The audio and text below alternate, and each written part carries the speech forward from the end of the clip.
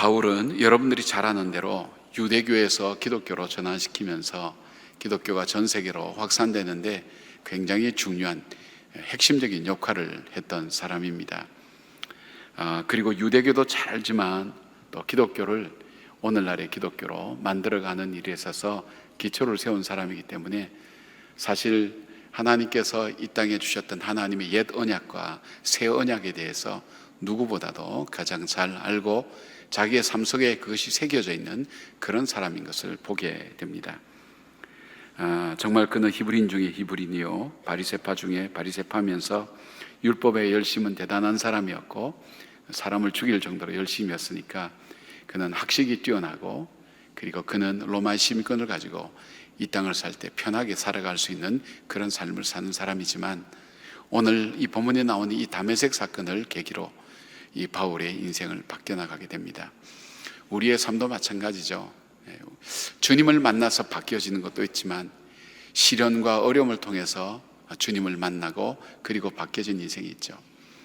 우리에게 고난과 시련이 없는 삶을 살기를 원하는가? 그래서 우리 자녀들을 위해서 기도할 때도 하나님, 저 아이의 길은 형통하게 해주세요, 시온의 대로가 활짝 열리게 하세요, 평탄하게 해주세요 하는 기도가 우리 부모님들 기도 중에, 자녀를 위한 기도 중에 굉장히 많을 겁니다. 아마 대부분이 그런 기도일 겁니다. 우리 아이 좀 잘 훈련시켜서 하나님 훌륭한 사랑으로 만들어주세요. 때로는 지치기도 하시고 힘들기도 하시고 고난받기도 하시고 외롭기도 하시고 고독하기도 하시고 슬프기도 하시고 고통스럽게 하셔서 우리 아이를 잘 연단하셔서 하나님 잘 소양해 주십시오. 이렇게 기도하는 분 계세요? 그러면 아이들이 생각할 거예요. 우리 엄마 진짠가? 이렇게 생각할 거예요. 네. 그러나 우리 현실 속에 우리가 생각할 것이 고난과 시련을 피할 수 없다는 거하고 또 하나는 고난과 시련을 통해서 하나님은 창조적인 일을 우리 인생을 통해서 준비하고 행하신다는 사실입니다.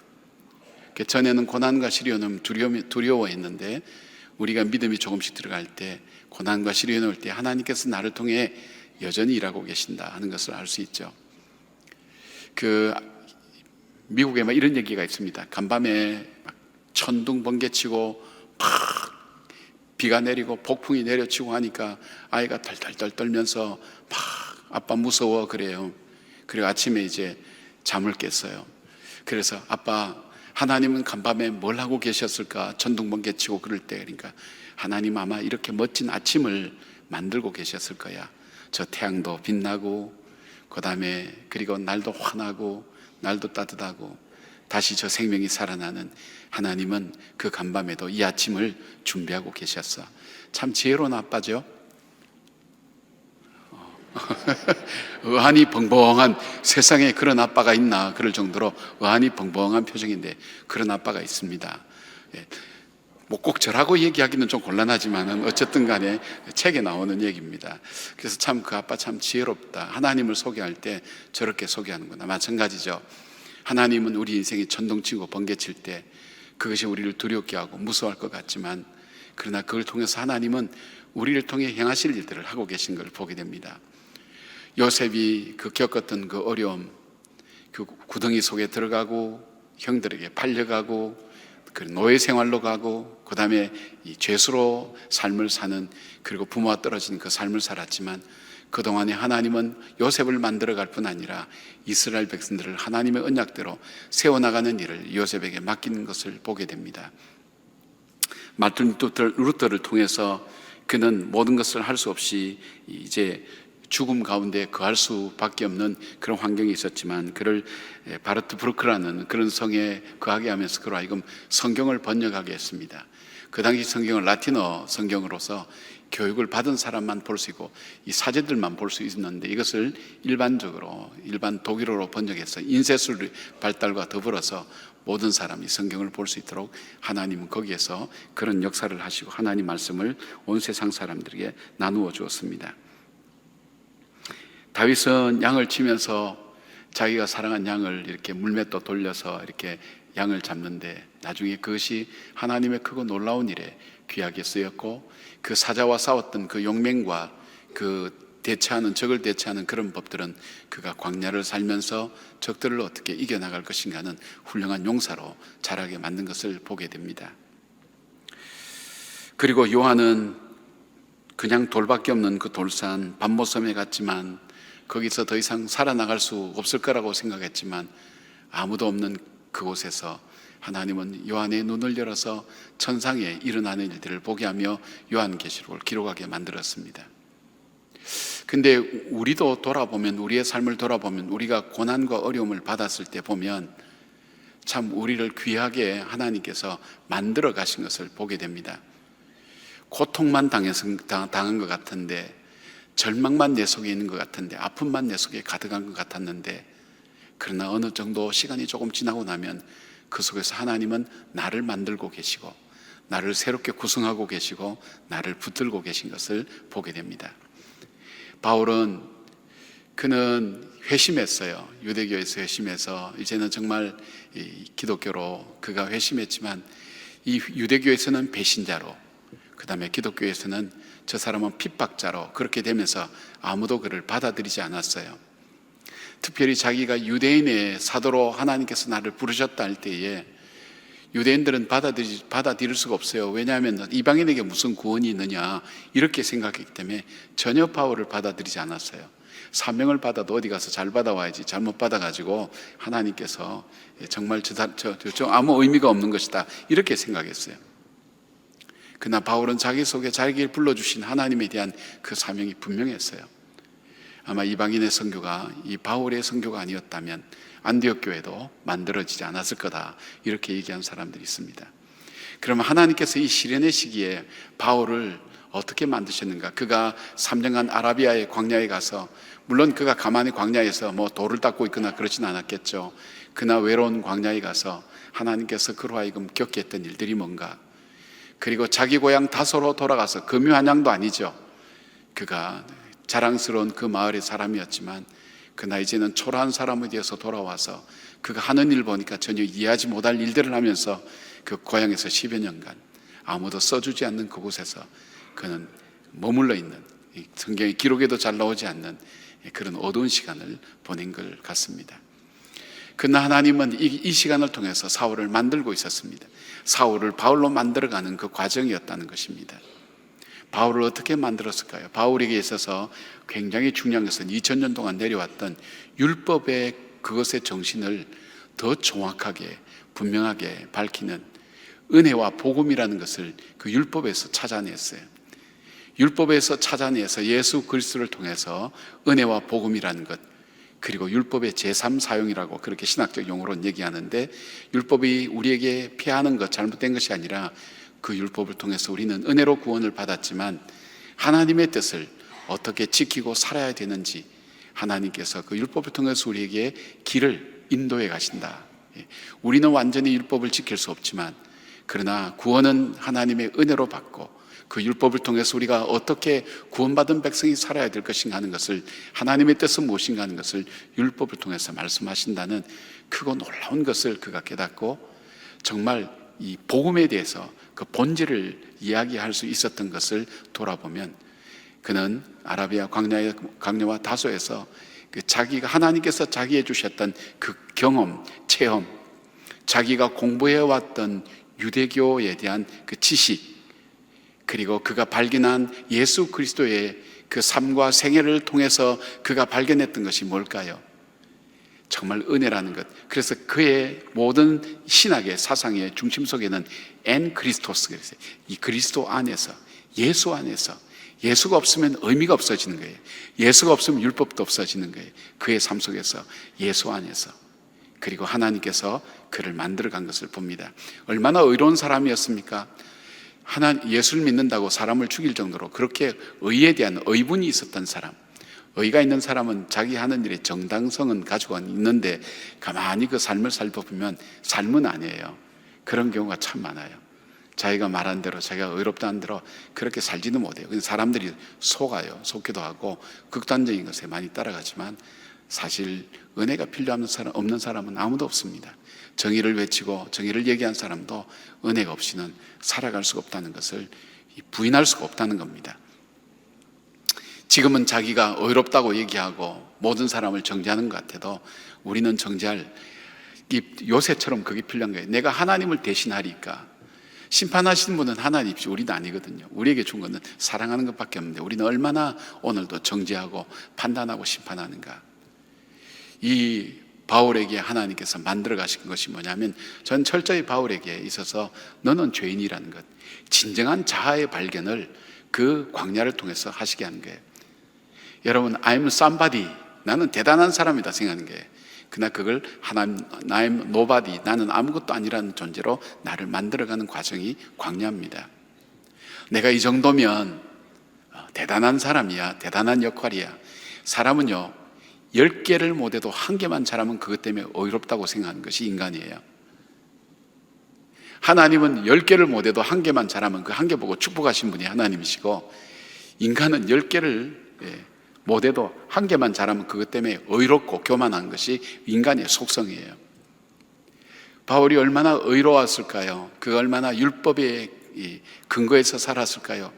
그걸 하나하나 무너뜨리는 작업들을 하나님께서 하셔서 내가 죄인이구나 하는 사실을 그로 하여금 알게 하고, 나는 참 무기력하구나, 나는 대단한, 사람들이 볼 땐 대단한 존재지만 내 자신을 바라볼 때 나는 얼마나 연약한 존재가. 이거는 철학자 파스칼에도 동일하게 주어진 거죠.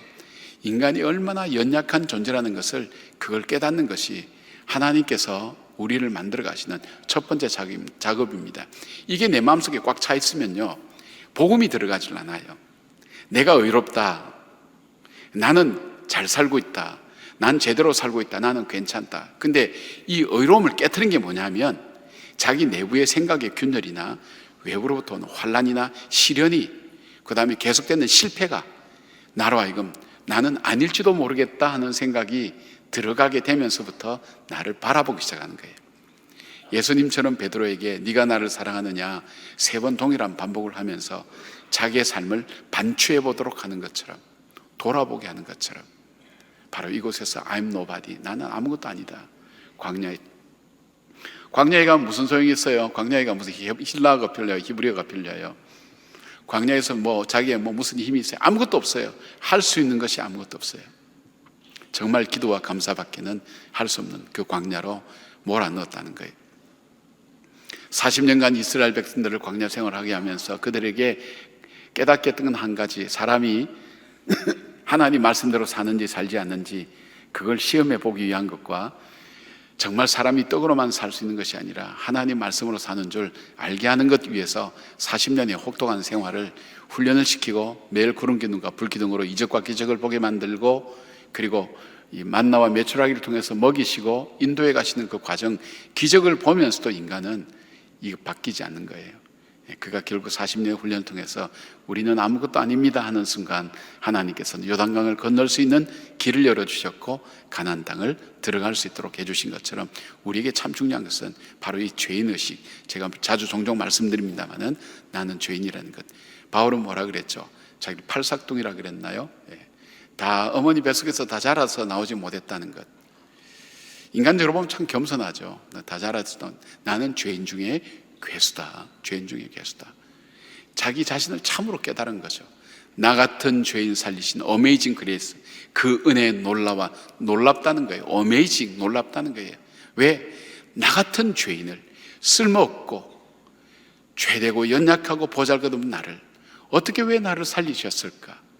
이 마음이, 나 같은 죄인이 들어와야 돼요. 은혜라는 것은 내가 죄인이라는 걸 인정하면서부터 은혜가 시작되는 거지, 나는 괜찮아 이런 노래나 부르고 돌아다니고 나는 괜찮은 존재처럼 생각할 때는 그 속에는 은혜가 들어가지 않습니다. 말씀을 못 알아들어요. 말씀을 받아들이지 못해요. 말씀이 이해가 되지 않아요. 자기가 필요한 것만 따박따박 받든지 아니면 하나하나 또 분석하기 시작해요. 왜요? 내가 죄인이라는 사실을 받아들이기 전까지. 하나님, 나는 죄인입니다. 난 내가 할 수 있는 것 아무 없습니다.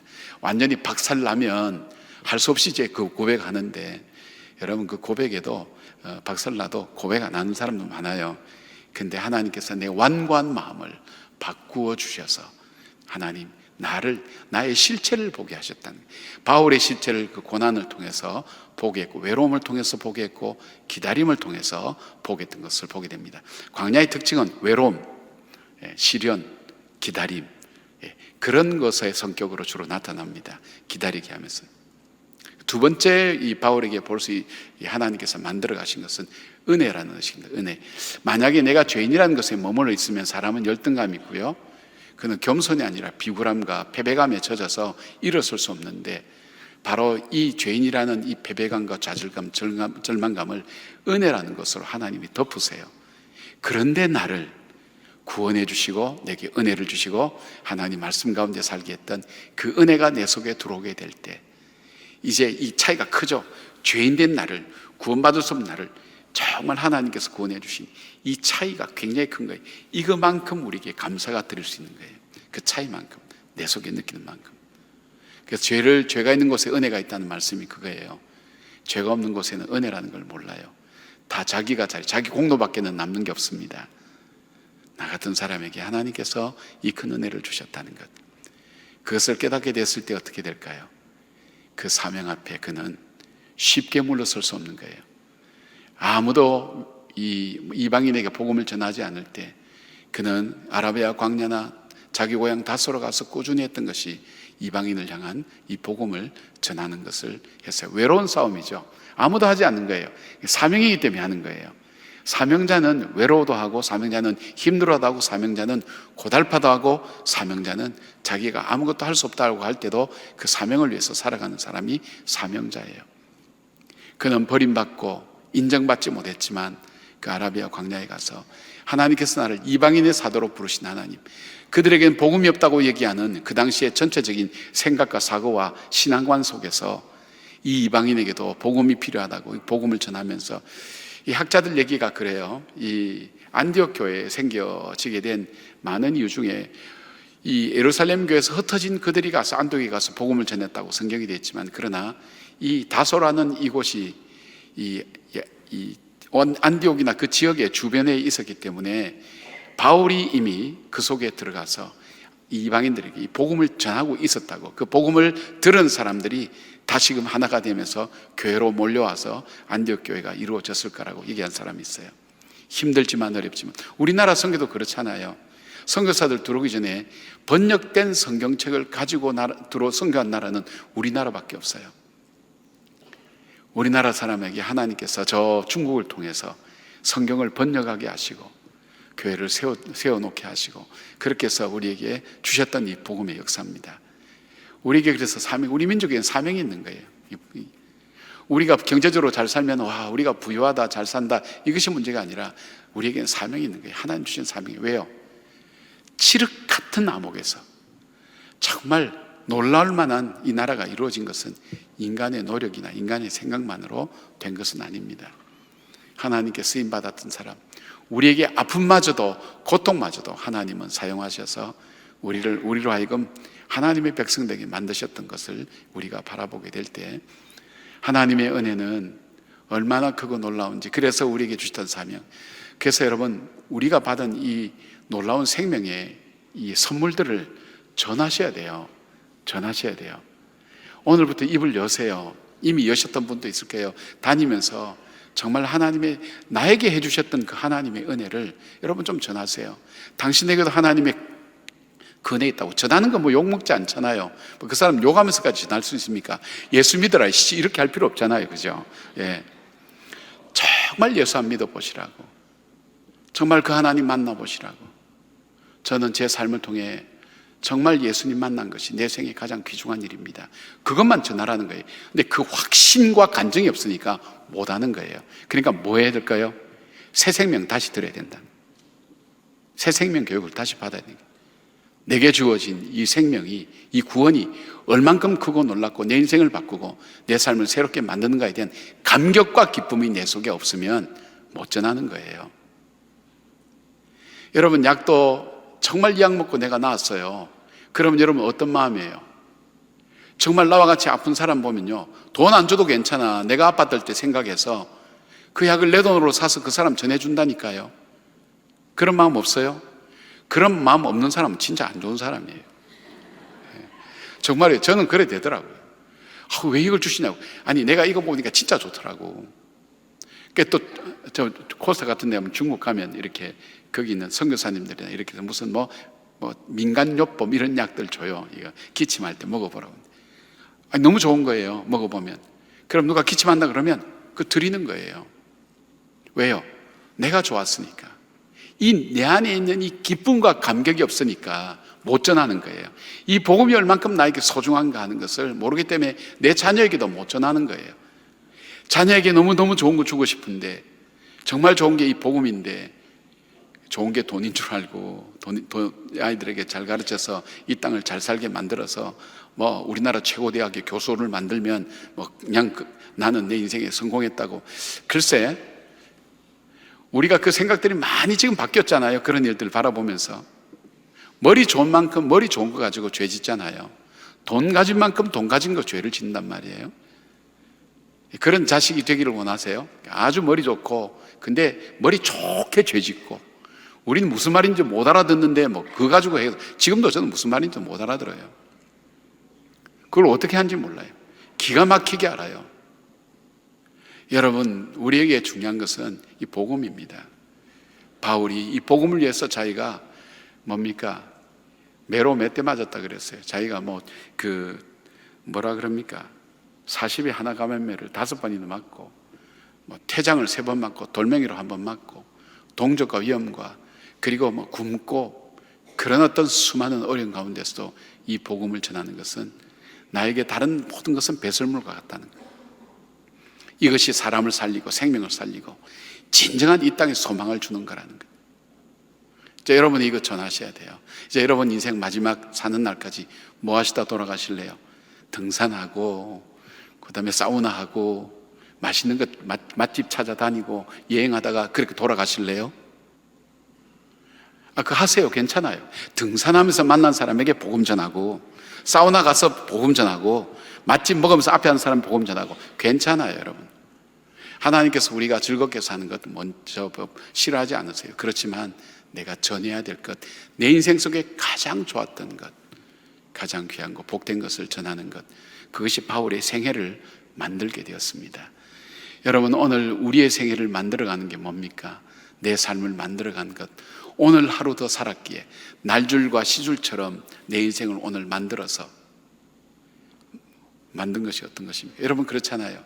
내가 내 인생을 낙서해가지고 엉터리로 만들어 놓은 걸 화가 되신 하나님께서 그 낙서를 중심으로 색을 입혀서 너무나 예쁜 인생으로 만들어 주신 것, 제 얘기가 아닙니다. 유명한 화가의 얘기 아니에요. 자기 인생을 그래 만드셨다는 거예요.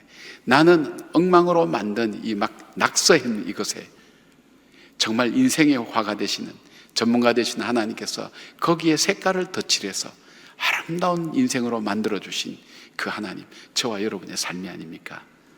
예, 여러분 이제 아멘 하셔서 제가 끝날 때가 됐다고 생각됩니다. 예, 정말입니다. 그 하나님을 찬양하고 그 하나님께 믿음으로 나가기를 바랍니다.